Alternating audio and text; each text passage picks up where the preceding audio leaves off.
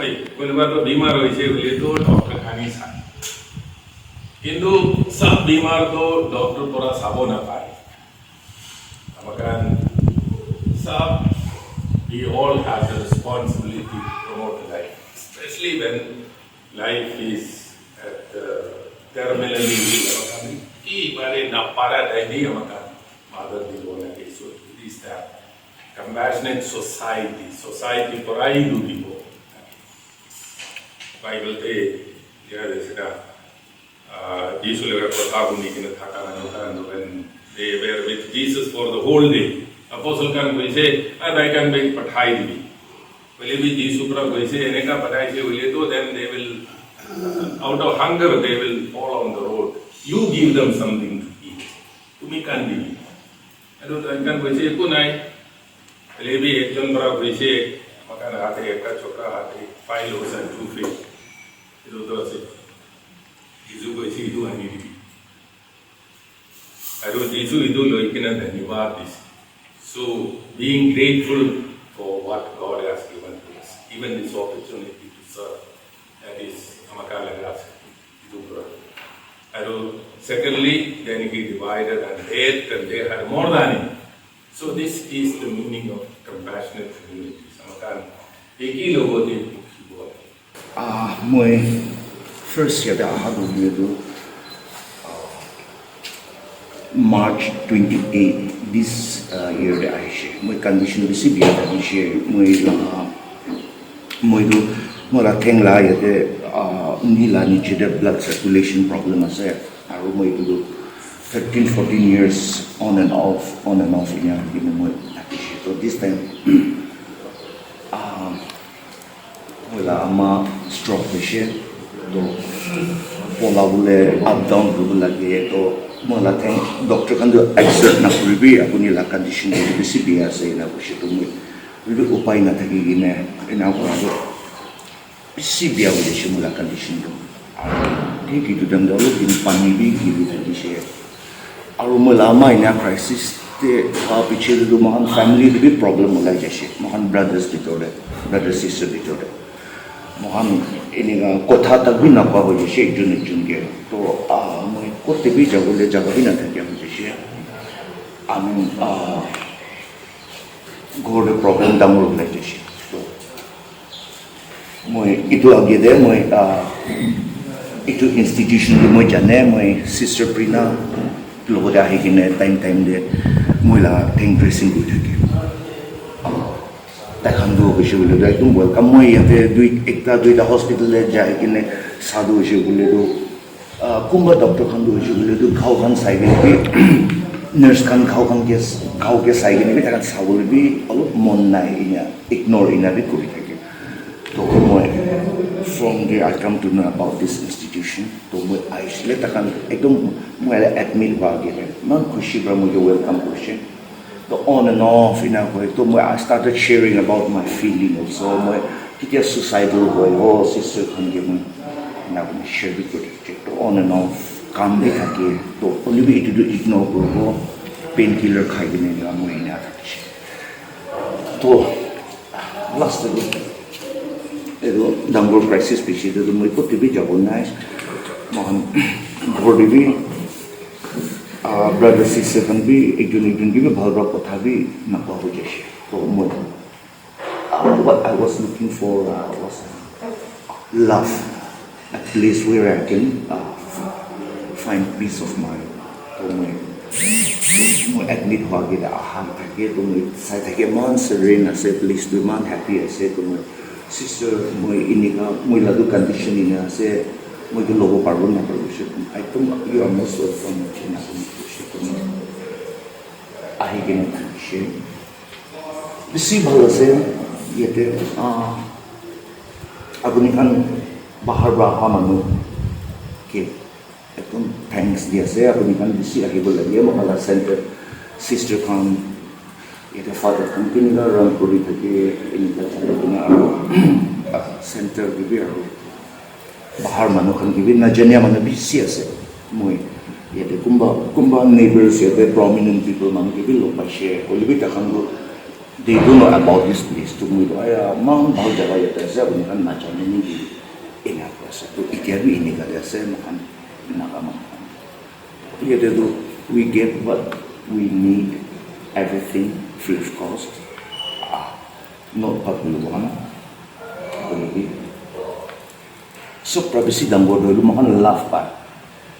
मैं ये ते हाथ एक साल ऊपर हो गई थी सिस्टर खान भी बेसी भाला से और तखन मुखन के आधा राती होले भी बीमार होले भी तखन उठी के ना खड़ा ताके तखन पर दवाई दिबो तखन पर पानी दिबो उठाई दिबो बुआई दिबो तखन खड़ा करी के ना मान मुखन के फाल पर से और तो जिसना जगह तो दिमाग होते तो नहीं कि मैंने हॉस्पिटल दे थका टाइम ते भी इमन लगा अमिहन ट्रीटमेंट ना पाबो ওই দাবাই লাগা ট্রিটমেন্ট পাবো লিবি কেয়ার না পাবো তখন কিনিকা মুখানকে কেয়ার করে আছে ই তো কেয়ার তো না পাবো এখন আম্মা জিসনা হই কিনা মুখান আম্মা আছে লিবি আম্মা কে বি আম্মা হই কিনা তখন ইমান মুখানকে মরম করা চাই আর किचन स्टाफ खान भी तखन टाइम टू टाइम भात साथ बनाई के नाम खान के 10 बजे तो 10 बजे 12 बजे तो 12 बजे इन्हीं का दिया से तखन करने भी धन्यवाद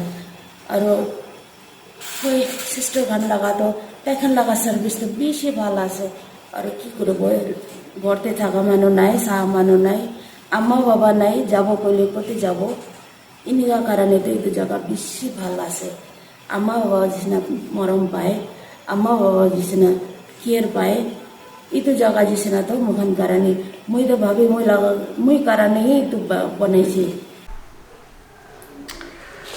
So my name is Dr. Tony Bishwas and I am a palliative care doctor. I have been working in Nagaland, Dimapur for past more than 2 years now. Before coming to Nagaland, I was working in North India in an organization called EHA, a group of mission hospitals.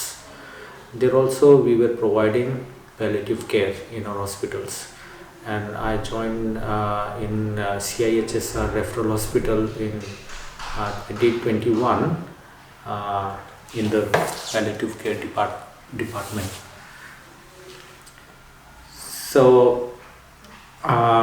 palliative care, as you are asking that the community, how the Naga community is unique in terms of when it comes to looking after their loved ones, is what I have observed is the community here, they are very close and attached to each other, and unlike in other parts of India, like they stay together. If any problem comes in the house, not only the people who are living in the same house but also the other relatives, they all come together to support and help.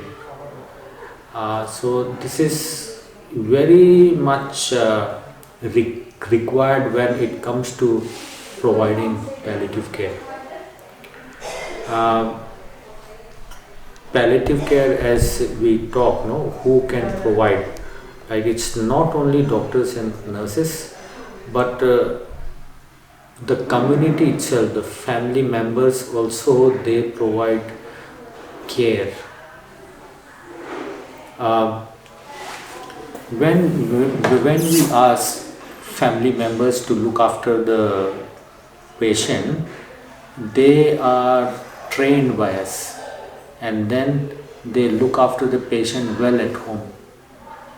So community as such, when we have such community who are already so close and they are so attached to each other, it becomes very easy to provide palliative care. So this is what I think that makes a unique community to provide palliative care.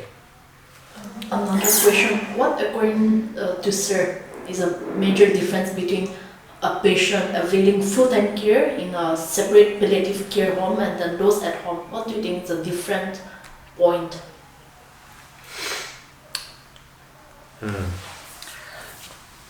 patients who are looked after by family members at home and patients who are taken to a health center and they stay there and looked after by the professional staff, maybe doctors, nurses, and the caregivers.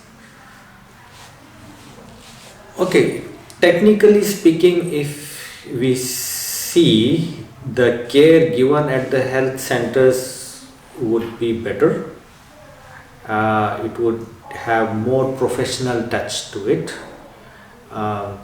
medicines and the care, and also if the investigations requires, it can be done at health centers. But when it comes to care at home, then there are some limitations, but what we have seen is the satisfaction is better at home. Patients, those who know that they are in their end of life. End of life means we can say the last 1 year of their life. They don't want to spend that time in hospitals and health centers with all the saline drip going on, and then so many treatments and interventions are done. They want to spend time in their house. Not just house, but sometimes they want to go back to their native village and spend their last days of their life in their village house. That gives them satisfaction. So it is very much depending on the wishes of the patient, and sometimes we feel that if they go back to their village, the care would be compromised, but this is what the patient would be wanting, and we must respect their wishes. Palliative care is not just giving a good quality of life, but it is also about giving a person a good death. So that's why it's important, both, like if they are in the hospital or health center, it's good, but if the patient wants to be at home, that is also good. Yeah. Thank you, I'm Father Chaco. I have been working in Nagaland for the last 45 years. And in the last 3 years, we have been planning for this palliative care here.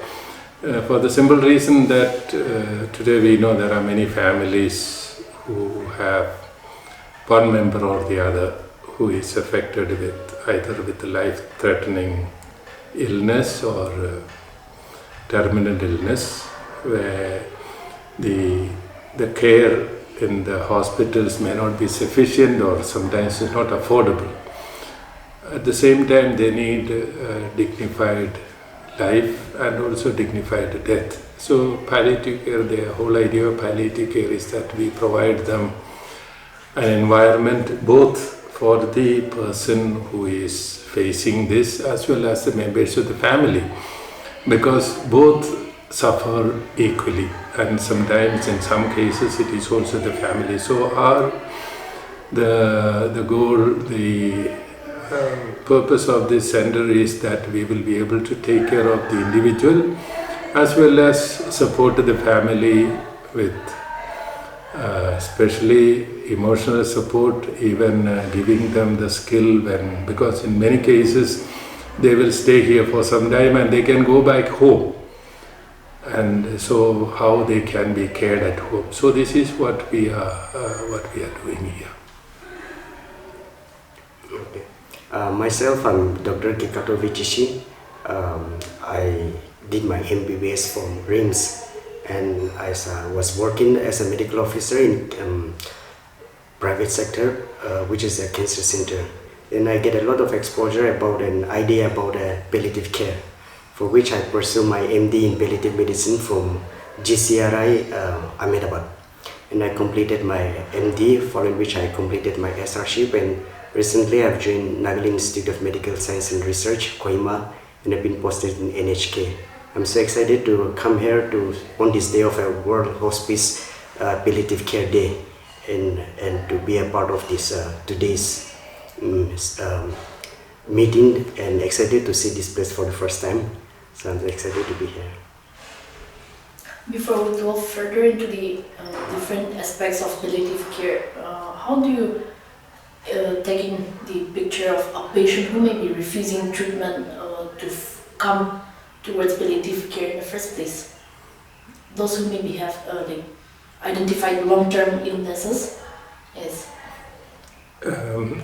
Till today, we did not face a situation like that, because in many cases somebody calls up and says, there is a patient here, can you do that? But I know there can be cases where a patient, someone who is terminally ill but does not want to come to this place for various reasons. One reason would be that they will think that it's not really, there is no point in coming because they have nothing to look forward in life. So that is where actually what we are talking about today, the community aspect, how we can motivate and say life at all stages is equally precious, valuable, both in the sight of God and in our sight. So that is what. For that also we need to motivate the family, because in some cases the family becomes indifferent because they may have tried their best and say, what's the point, because we'll reach such a stage. We have come across, but till today those who came here, they came, they asked for it, we went, met them and brought them here. How do you think Nagas in the larger context can overcome this sentimental attachment from staying away from long-term illnesses? Yeah, thank you for that question. Well, it's not really limited to Nagas. It's always, terminal illness is something that nobody wants. In any case, when somebody is diagnosed with that, the first thing they will say that this cannot be true. Denial. Say it's not true. So for a long period of time they will be denying it and then going about with that. So at that level the interventions are to be both the physical level as well as we can call it psychological or spiritual. So a lot of work is to be done to make people feel that this is the reality, and the longer we run away from it, things go from bad to worse. Secondly, we need to get people who have gone through this stage and living healthy, productive lives. There are also people who are terminally ill who are living very productive, useful lives.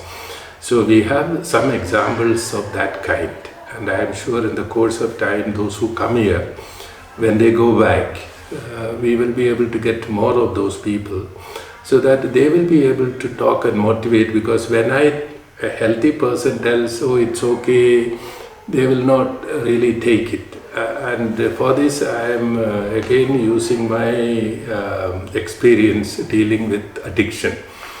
Even we have someone who is addicted, you tell a person, an addict is not going to take your words seriously, but someone who has been through addiction, remaining sober today for 1 year, 2 years, those are the best people. So we need to identify such cases, individuals who can motivate both the families as well as this sick person concerned.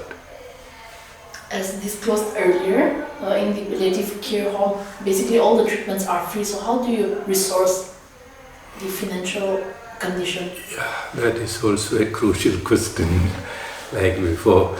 Till now, we managed that in principle, palliative care is given freely. But we always tell the people, how in a institution like this, we get different kinds of people. Some are not able to meet their expenses. We don't say, okay, we say it's fine, as long as we can, we help and we will help. so they may not be able to give anything back. But there are cases where the families can support. We say you can give more than what you receive also, or you give what we have. So that is one. If you ask how this is being run today, it is run basically from two sources. One, the Diocese of Kohima, the Catholic Church, supports it partially by meeting the salaries of the people concerned here. That is one source that we have. The sisters working here, they don't take salary. So because of that, we are able to have a sustainable, dependable service from their end. Then there are individuals like Dr. John, whom we met today, and there are more and more people are coming forward, and we hope to do that. The third thing, the sisters who are working here back in Kerala, they have hospitals, they have also colleges of nursing, they have a college of pharmacy. They have pledged that, I don't know exactly, I not asked them, certain percentage of their income they are setting aside for this. But we don't know how long they can go, but as of now, with that, we are managing. But as the numbers increase, definitely that won't be enough. To our guest, Doctor, how do you see the process of understanding a new patient when planning to get submitted into the palliative care home? Yes, actually, palliative care has been, most of the time has been as a misconception, like it's an end-of-life care. The people has this misconception among the society, even among the medical fraternity, because of being a new subject, emerging subject. So that becomes the fear among the patient, like to go into palliative care and to come in such places where they can be taken care of. But it is not, that's simply just a misconception. End-of-life care is a part of a palliative care, and it's very much necessary. But it's not just begin from there. And it's a part of a medical care, it's a part of a holistic care. We call it holistic care. The term holistic is used because it's not just a medicine, drugs that has been given, but along with it, the care support from the other multidisciplinary team, including like psychologists, spiritual experts, and families and community together, coming together, so to help those patients. So when you say like if educating, starting from the medical fraternity, from the institute, about what is palliative care and which patient, which group of patient would need it.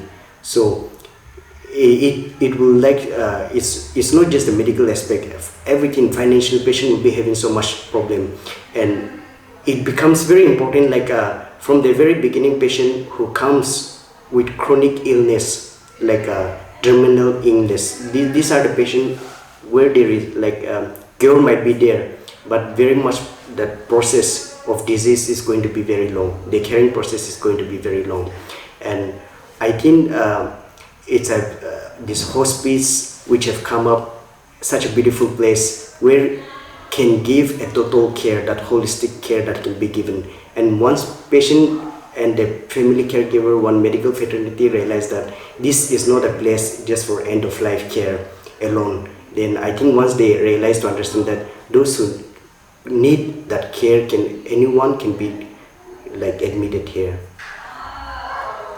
Looking into the geographical and economical distribution, Chumagidima is also amongst one of the urban locations. So how do you think we can reach the grassroots population in terms of palliative care? I think like since this hospice, I feel like this hospice is not just for Chumagidima, and since this is the hospice and this is one of the main hospice that we have in Nagaland, and I think it should be for whole of the Naga people, those who are needing. Most of our Nagas from other districts are coming for treatment to Dimapur. This has been the hub for medical center. So most of the people are coming here, and that is the exposure they are getting. And these are the people who needs. So wherever it is, like education and like knowledge through CMEs, when it comes to hospital and all, like educating them, through CMS in different hospitals where the people are locating, or like through through like we used to go to outreach to students, like our community churches organization. These are the like where we can reach to large population of like majority people, and through even churches where lots of people come, schools and all, where we can continue to spread the knowledge. The knowledge is a very important thing. It's a knowledge about what is it that we are given, that people get aware and people then started to come. It's always the misconception that like hinders to the needs, also like to seek for the services.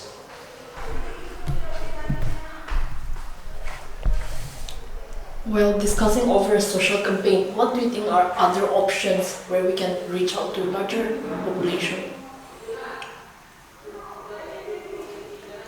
Yeah, I'm just thinking what are the other possibilities that we can reach out. Now, one thing is the media plays an important role in it, both the digital as well as the print media. So we would approach the media for that, with that, what you are doing right now itself is the beginning of that. That is one.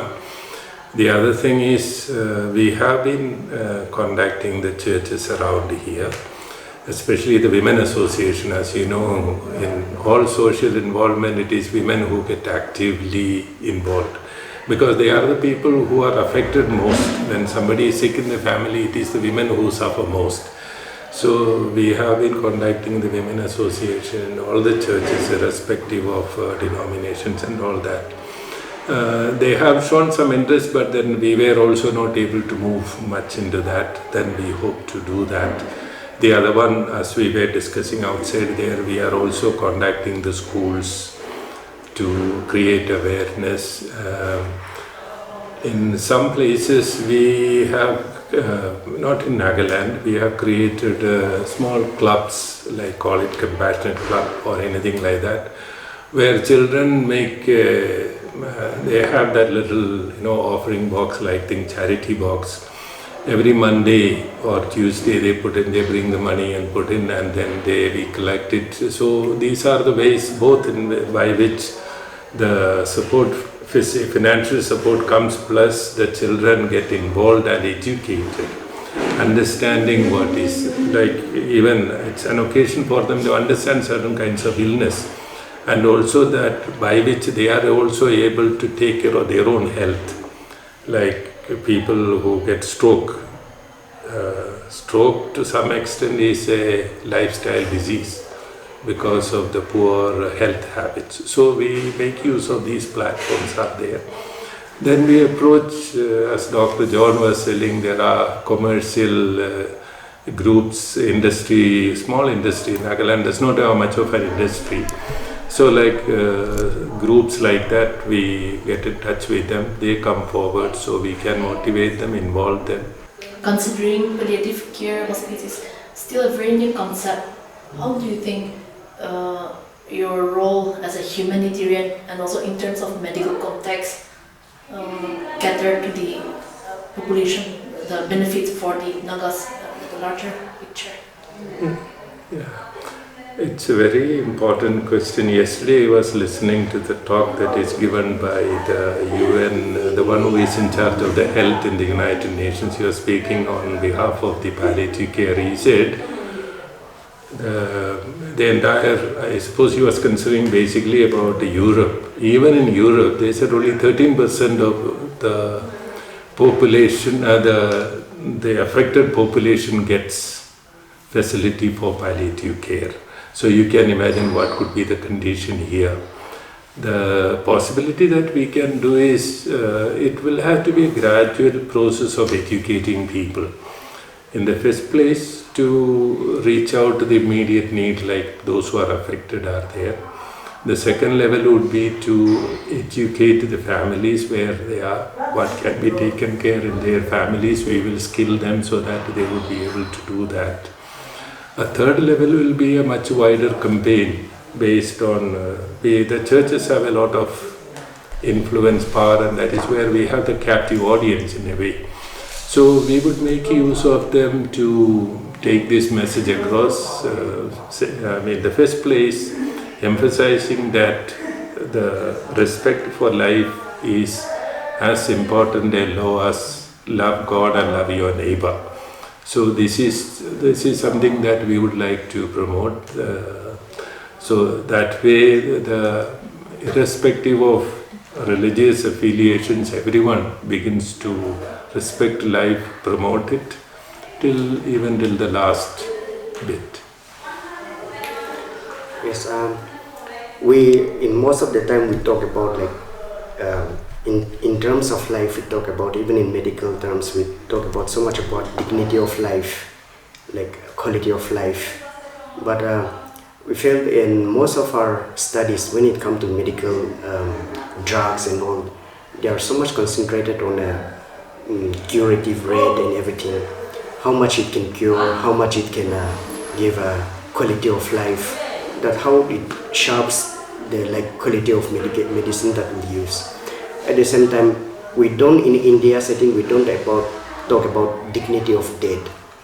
We don't talk about patients who are suffering, the quality of life for them, those who cannot be cured or who are living with a terminal disease.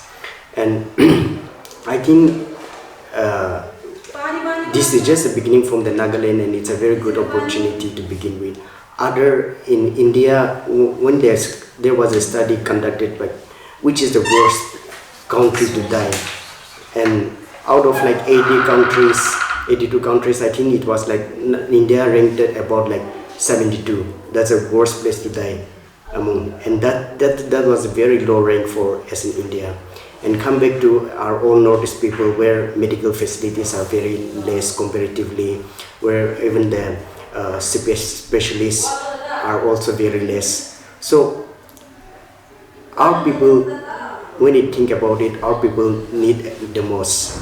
And this care that is needed, so many of our, if you go about economic also, if you compare to other states of India, I think even we are the people who are, most of our people are living under lower class family. Those are just in the village. So it becomes very difficult for them to afford in such thing. And palliative care becomes a needs very much for many patients. And as we are working, that common terminology that have been we have used and we have seen as a medical, because we are mostly working in medical field. I give an example, there has been people who say nothing can be done for this patient, you just take it home, however how many days they have, take it to home. And people from the patient perspective, they have no idea that doctor have already told to them, they just take them home till they're dead. They suffer. There will no caring to anything, no physical caring, no support to family and relative. So that concept where palliative comes, we may not able to extend their life, but we can continue to care till the end. We can comfort them till the end. We can make the path to the end. We cannot change it. We cannot change the path. We can definitely make it easier and comfortable for them. That's where this concept is very important, and this is very much needed and to be understood by every patient or every relative, and even by the community itself.